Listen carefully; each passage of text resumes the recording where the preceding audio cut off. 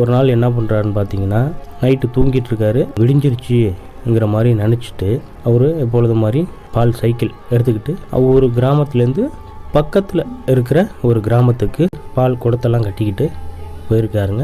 அவங்க வீட்டில் நிப்பாட்டும் போது யாருமே காணும். ஏன்னா விடிய காலில் எல்லோரும் 5 மணிக்கெல்லாம் எல்லாருமே வீட்டில் உள்ளவங்களாம் முழிச்சிருவாங்க.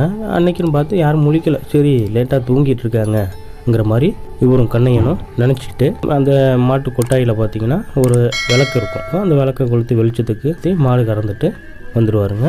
அன்னைக்கு அதே மாதிரி பார்த்தீங்கன்னா யாரும் ஏந்திரிக்கல. ஒரு நேராக போயிட்டு விளக்கை கொளுத்திட்டு மாடு கறந்துட்டு இருக்காருங்க.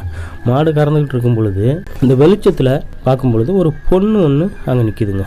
அந்த பெண் பார்த்தீங்கன்னா அதுக்கு முன்னாடி அவர் அந்த பெண்ணை அவர் பார்த்தது கிடையாது. அந்த வீட்டில் பார்த்தது கிடையாது. பக்கத்தில் எங்கேயுமே பார்த்தது கிடையாது.